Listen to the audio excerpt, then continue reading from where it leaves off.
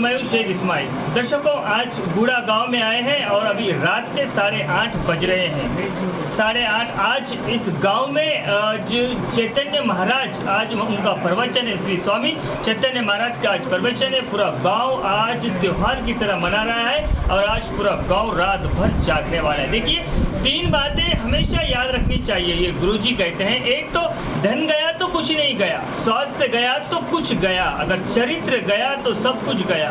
इन्हीं विषयों पर, इन्हीं आध्यात्मिक गुरुओं के मार्गदर्शन आज यहाँ पर गुड़ा गांव में आपको, हम सबको मिलेंगे। देखिए दर्शकों, अगर एजुकेशन है, पढ़ाई है, लिखाई है और सब चीजें हैं, लेकिन उन सब के बावजूद भी हमारे बच्चे बिगड़ते हैं। लेकिन आध्यात्मिक रास्ते पर चलकर, आध्यात्मिक रास्ते से लगकर फिर एजुकेशन की तरफ ध्यान दे तो देखिए वो बच्चा जिंदगी भर आध्यात्मिक बनकर रहता है और उसी दिशा में चलता है, यानी बिगड़ने के चांसेस नहीं होते। सेवा सबकी करो मगर आशा किसी से मत रखो। सेवा सबकी करो मगर आशा किसी से मत रखो, क्योंकि सेवा का सही जो मूल्य है वो ईश्वर ही दे सकता है, इंसान नहीं। एक बात हम सबको पता है, सुबह होने पर सूरज नहीं निकलता, सूरज निकलने पर सुबह होती है। सुबह होने पर सूरज नहीं निकलता, सूरज निकलने पर सुबह होती है।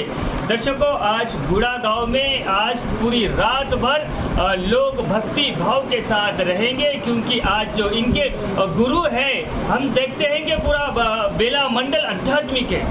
और गुड़ा गांव तो हम कई जमाने से देखते हैं कि ये गुड़ा गांव में भक्ति भाव, यहाँ सारे चीजें मिलेंगे, यहाँ पर पूरे आध्यात्मिक मिलेंगे। हमारा पूरा बेला मंडल ही आध्यात्मिक है।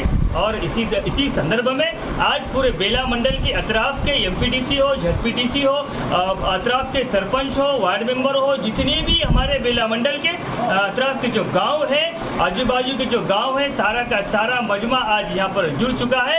क्योंकि आज यहाँ पर स्वामी चैतन्य महाराज का जो स्वामी है, वो चैतन्य महाराज का आज प्रवचन है। सारे लोग खुशी से देखने के लिए, उनको देखने के लिए और उनका प्रवचन सुनने के लिए आए। हम भी, माय माउली भी आपको पूरा प्रवचन बताएंगी शुरू से लेकर, ग्राउंड जीरो से लेकर, पर आप बने रहिएगा माय माउली हिंदी समाचार के साथ। महाराजांच्या अमृत तुल्य वाणीमधून आता प्रवचन होणार आहे, तरी सर्वांनी शांत चित्ताने ऐकायचं आहे। प्रवचन झाल्यानंतर सर्वांना ज्ञान धर्म इथं फोटो घेता येते ना,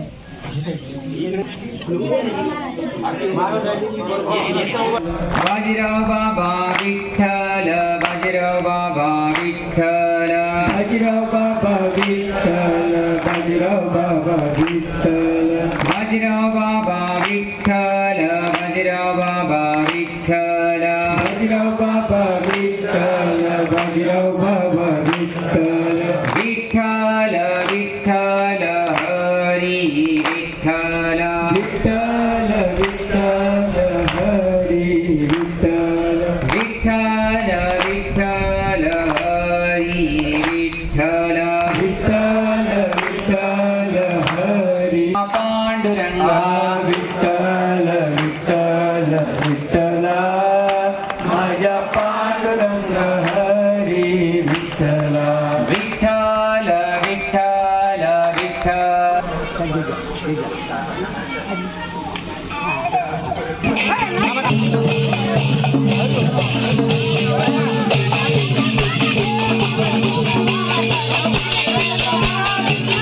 व्यसन सोडून भक्ती करणार नाही तोपर्यंत आपण भक्तीचे नाटकच करू। कारण आत्ताच मी बोललो होतो की आपण आपले ज्या प्राण्यांना सुळे दात आहे त्यांचाच आहार मांसाहार आहे, आपला आहार शुद्ध आहार हा शाकाहार आहे, आणि जे जनावर जिबेणी पाणी पितात त्यांचाच आहार मांसाहार आहे। आपण ओठाने पाणी पितो म्हणून आपला आहारच आहे शाकाहार आहे, म्हणून आपण शाकाहारी राहिलं पाहिजे।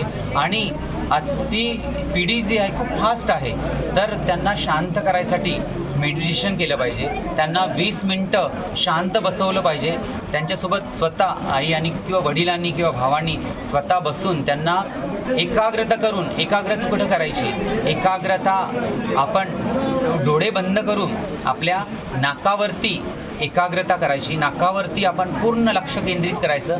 त्या 20 मिनिटांमध्ये आपले डोळे बंद राहील।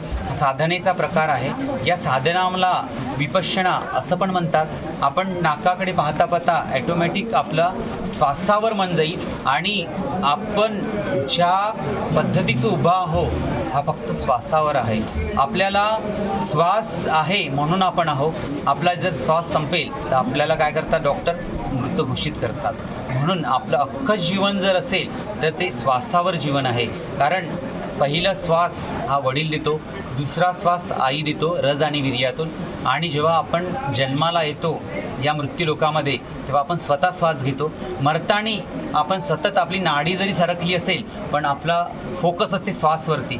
श्वास सुरू आहे की नाही, काय डॉक्टर आपल्याला पहिले आपण मृत शरीर असेल माहीत नाही मेलावे असेल किंवा नसेल, डॉक्टर टेटॅस्कोप लावतात आणि टेटॅस्कोपनुसार पाहतात की याच्या हार्टबीट चालू आहे की नाही, श्वास चालू आहे. म्हणून आपलं सगळं जे अस्तित्व आहे ते श्वासावर आहे.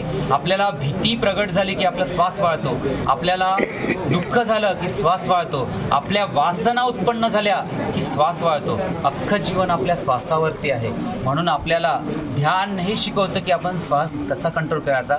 भगवान बुद्धांनी हताश झाले, 12 वर्ष होऊन गेले पण त्यांना काही मार्ग मिळाला नाही, त्यांना निर्वाणाचा मार्ग नाही मिळाला.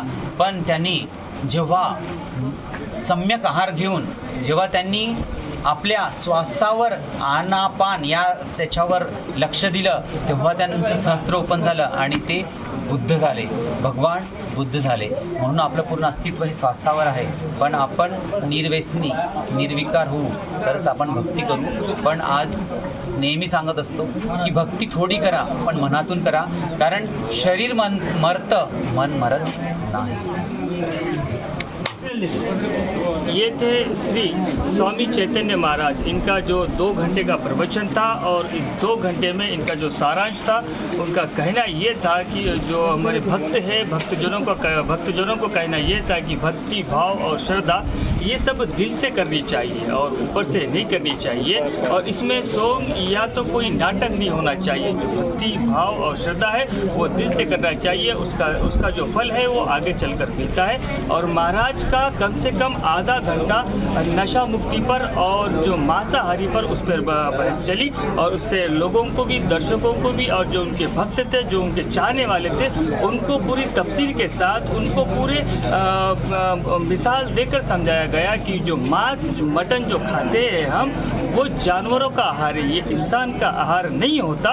और महाराज ने दारू पे भी बहुत से बातें की और गांव वालों को हाथ उठाकर और वादे भी कराने लगाए. जो खर्रा खाते हैं, जो नशा मुक्ति करते हैं, जो बीड़ी पीते हैं और जो कुछ भी व्यसन है उनके अंदर उनको निकालने की पूरी कोशिश की. और महाराज ने कहा है कि आज की जो नौजवानों की जो पीढ़ी है वो बहुत फास्ट है और उनको ध्यान रखना चाहिए और ध्यान में रहना चाहिए. 20 मिनट तक तो भी एक भक्ति करना चाहिए, भाव करना चाहिए और दिल से श्रद्धा के लिए दिल से तैयार होना चाहिए. और ये जो गूढ़ा गांव है, पूरा गूढ़ा गांव के अतराफ पूरा बेला मंडल आकर महाराज का दर्शन लिए और उनकी वाणी सुने. और उन्होंने कहा कि हमारे मठ पर भी आए और मठ पर भी हम तफसील से समझाएंगे और उन लोगों को बताएंगे. मैं आपको मेरे जो श्रद्धालु हैं, मेरे जो मानने वाले हैं, मेरे जो भक्त हैं, मैं उनको ज़रूर टाइम दूंगा. और बेला मंडल जो हमारा जो मंडल है हम भाग्यशाली है क्योंकि यहाँ पर भेदोड़ा गांव में हमारे जो बाजीराव बाबा जन्म हुए और हम सब